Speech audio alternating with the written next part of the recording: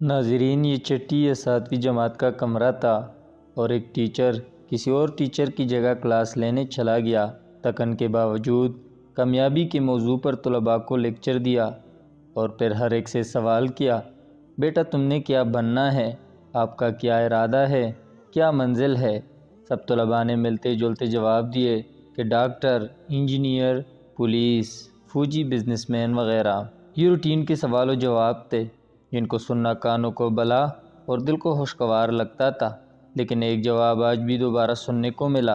اینک لگائے بیٹا، خاموش گمسم بچہ، جس کو میں نے بلند آواز سے پکار کر اس کی سوچوں کا تسلسل توڑا۔ ارے میرے شہزادے، آپ نے کیا بننا ہے؟ آپ بھی بتا دو، کیا آپ مجھ سے ناراض ہیں؟ بچہ آہستہ سے کھڑا ہوا اور کہا، سر میں نور الدین زنگی بنوں گا۔ میری حیرت کی انتہا نہ رہی اور کلاس کے دیگر بچے ہنسنے لگے۔ اس کی آواز گویا میرا کلیجہ چیر گئی ہو اور روح میں ارتعاش پیدا کر دیا۔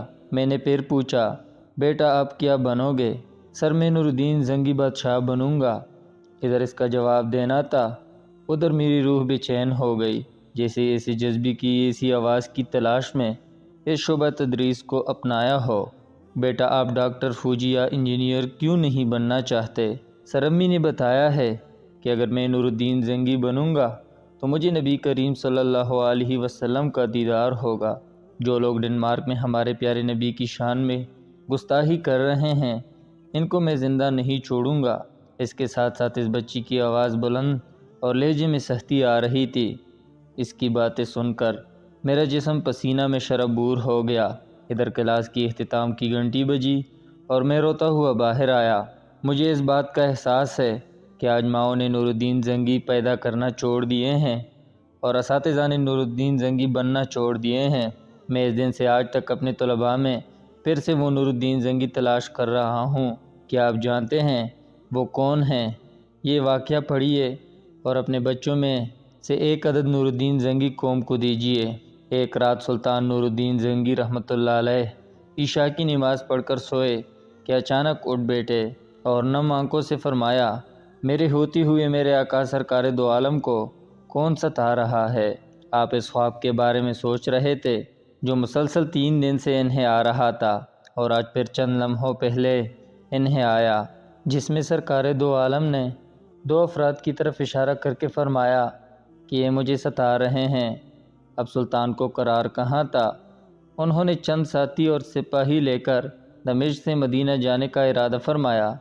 مدینہ پہنچ کر آپ نے مدینہ آنے اور جانے کے تمام راستے بند کروائے اور تمام حاس و عام کو اپنے ساتھ کانے پر بلایا۔ اب لوگ آ رہے تھے اور جا رہے تھے، آپ ہر چہرہ دیکھتے مگر آپ کو وہ چہرے نظر نہ آئے۔ اب سلطان کو فکر لاحق ہوئی اور آپ نے مدینے کے حاکم سے فرمایا کہ کیا کوئی ایسا ہے جو اس دعوت میں شریک نہیں؟ جواب ملا کہ 2 مغربی زائر ہیں جو روزہ رسول صلی اللہ علیہ وسلم کے قریب ایک مکان میں رہتے ہیں۔ سلطان نے ان سے ملنے کی خواہش ظاہر کی۔ دونوں زائر بظاہر بہت عبادت گزار لگتے تھے۔ سلطان فوراً ان کے گھر پہنچے۔ یکدم سلطان کو چٹائی کے نیچے کا فرش ہلتا ہوا محسوس ہوا۔ آپ نے چٹائی ہٹا کر دیکھا تو وہاں ایک سرنگ تھی۔ آپ نے اپنی سپاہی کو سرنگ میں اترنے کا حکم دیا۔ وہ سرنگ میں داخل ہوئے اور واپس آ کر بتایا کہ یہ سرنگ نبی کریم صلی اللہ علیہ وسلم کی قبر مبارک کی طرف جاتی ہے۔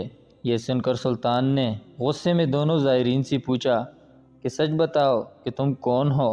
حل و حجت کے بعد انہوں نے بتایا کہ وہ یہودی ہیں اور اپنے قوم کی طرف سے تمہارے پیغمبر کے جسم اقدس کو چوری کرنے پر مأمور کیے گئے ہیں۔ سلطان یہ سن کر رونے لگا۔ اسی وقت ان دونوں کے گردنیں اڑا دیں۔ سلطان روتے جاتے اور فرماتے جاتے کہ میرا نصیب کہ پوری دنیا میں سے اس خدمت کے لیے اس غلام کو چنا گیا جس ناپاک سازش کے بعد ضروری تھا کہ اسی تمام سازشوں کا ہمیشہ کے لیے خاتمہ کیا جائے۔ سلطان نے معمار بلائے اور قبر اقدس کے چاروں طرف خندق کھودنے کا حکم دیا، یہاں تک کہ پانی نکل آیا۔ سلطان کے حکم سے اس خندق میں پگھلا ہوا سیسا بھر دیا گیا۔ اللہ پاک سلطان کی قبر پر کروڑوں رحمتوں کا نزول فرمائے، آمین۔